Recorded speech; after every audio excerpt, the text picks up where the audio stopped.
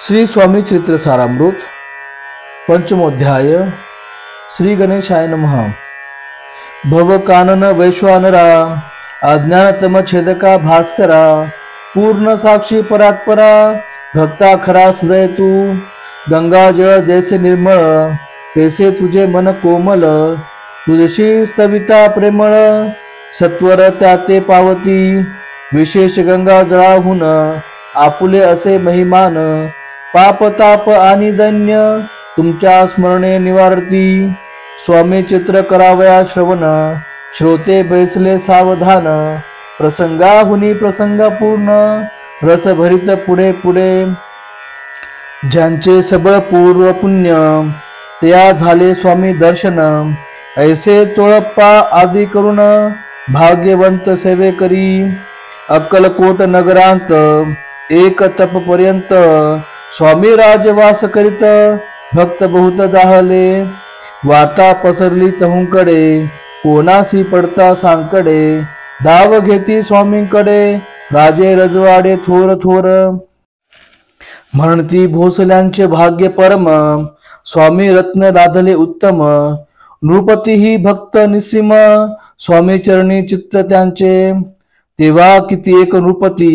स्वामी दर्शन घेऊ इच्छिती आणि आपुल्या नगराप्रती आणू म्हणती तयांसी बडोद्या माझी त्या अवसरी मल्हार राव राज्याधिकारी एकदा तयांची अंतरी विचार ऐसा पातला अक्कलकोटाहुनी स्वामींसी आणावे आपल्या नगरासी मग कोणे एके दिवशी सभे माझी बैसले दिवाण आणि सरदार मान करी तैसे थोर थोर बैसले असता समग्र बोले नृपवर तयांप्रती कोणी जाऊन अक्कलकोटासी येथे आणील स्वामीसी तरी आम्हा तयासी इनाम देऊ बहुत त्याचा राखू सम्मान लागेल तितुके देऊ धन ही वटपुरी वैकुंठ भुवन वस्ता स्वामी होईल कार्य जाणून कठीण कोणी न बोलती वचन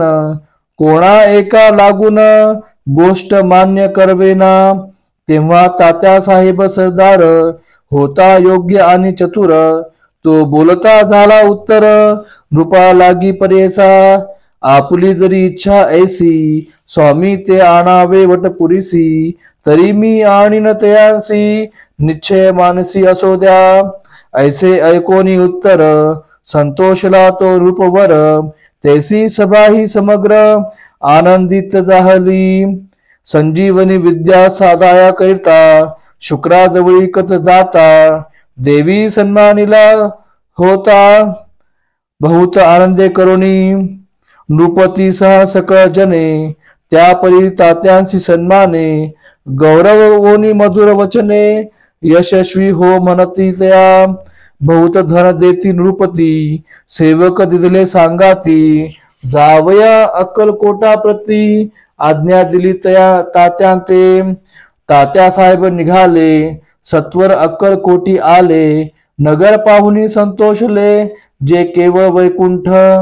पाहुनी स्वामींची दिव्य मूर्ती आनंदित झाले चित्ती तेथील जनांची पाहुनी भक्ती धन्य म्हणती तयांते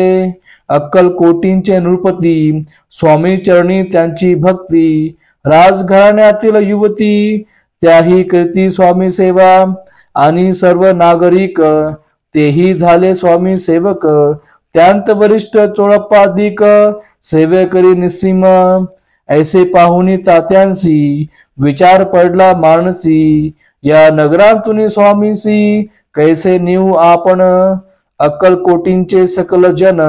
स्वामी भक्त झाले पूर्ण स्वामींचेही मन रमवून गेले असे त्या ठाया प्रयत्नांती परमेश्वर प्रयत्ने कार्य होय सत्वर लढवोनी युक्ती थोर कार्य आपण साधावे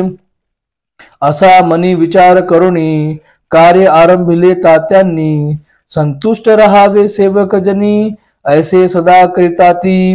करुणी नाना पक्वाने करती ब्राह्मण भोजने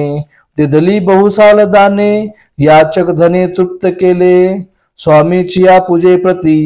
नाना द्रव्ये समर्पिती जेणे सेवे करी संतुष्ट होती ऐसे करीती सर्वदा प्रसन्न व्हावे भक्त वत्सले कार्य साधावे आपुले म्हणून नाना उपाय केले द्रव्य वेचले तात्यांनी ऐशियाने काही न झाले केले ते तुके व्यर्थ गेले तात्या मनी खिन्न झाले विचार पडिला तयांसी मग लढविली एक युक्ती एकांती गाठोनी चोळांपा प्रती त्याच लागी विनंती करती बुद्धिवाद सांगती त्या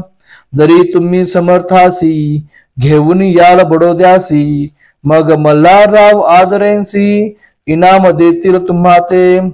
मान राहील दरबारी आणि देतील जहागिरी ऐसे नाना प्रकारी चोळप्पांते सांगितले